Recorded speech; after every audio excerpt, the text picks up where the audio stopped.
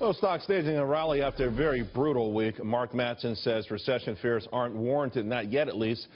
But David McAlvany says that we're not out of the woods yet. Hey, David, let me go to you first. What are you concerned about here with respect to the economy and the market? Well, going back to 1964, every period where credit growth was in decline, you ended up going towards recession. And there are some thresholds. Specifically, if credit is not growing above a 2% net of inflation number, you're going to find yourself in recession. Again, it's a pretty consistent trend, and you don't have it in government spending, you don't have it in corporate spending, you don't have it in areas where you normally see credit growth. It's just insufficient. So the odds are that we are going to be in recession 2016, maybe even stretching into 2017. You know, I got to tell you something, though, Mark. A lot of people say historical things, you know, as brilliant as they are, we kind of got to throw them out of the window. We're in such a unique situation with respect to banking, the way banking works, the way the Federal Reserve works, and, of course, fiscal policy, making it tough. I mean, who would want credit, particularly businesses, in an environment where if you put the money to work, you're going to be punished for it? Well, I like to deal with Main Street investors, and what I want them to think about right now, whether we go into recession or not, is what do you do when the market crashes?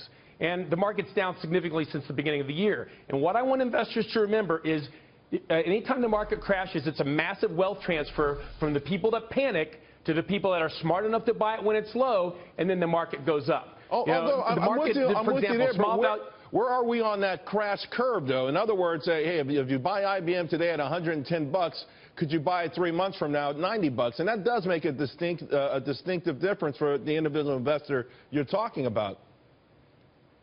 Now, look, the individual investor is never going to get to know when the exact bottom is. I don't know it, you don't know it, and the other guest doesn't know it.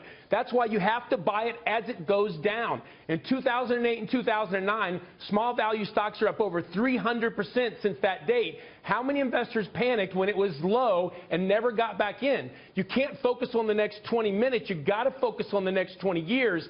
And my message to Main Street investors is don't get panicked from people who want to push an Armageddon scenario and either sell you product or get you to trade and take money out of your account to pad Wall I don't think Street's David is here to pocket. sell people gold or land in lieu of stocks, but I think we kind of know some of those people you're talking about. But, David, you're trying to warn folks out there that you think something ugly is happening with the economy, and that's what the market is really doing right now, being a harbinger of things to come. Well, that's right. And we saw it 18 months ago as you began to see a deterioration in breadth in the stock market. You began to see a change in terms of the credit markets, looking at high yield and a divergence between high yield and the rest of the credit markets. We've had a 6, 8, 9, even 12-month warning that what happened or started happening January 1st was going to be happening. So the idea that we can hide behind the efficient market hypothesis or the modern portfolio theory, I think is preposterous. We can see these things coming, and what is unfolding now, we're at the end of a 30-year credit boom, and yes, it's normal to see a contraction in asset classes and asset prices. What is the Fed doing? The Fed has promised to raise rates 4 times in 2016.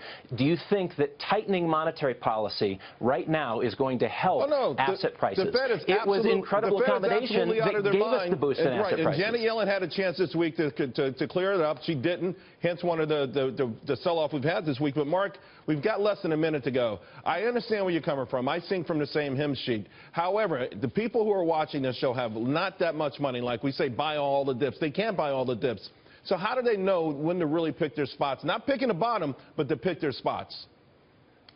Look, what they need to do is what your other guest said, all that information is already in the price today. The only thing that's going to change prices moving forward is unpredictable and new news. Therefore, the best thing for investors to do is to decide in advance how much they can lose in equities, hedge that with fixed income, and then every time it dips, sell the fixed income and buy more equities. And when markets do come raging back, which on average only takes 111 days of trading, then you sell your equities and buy more fixed income.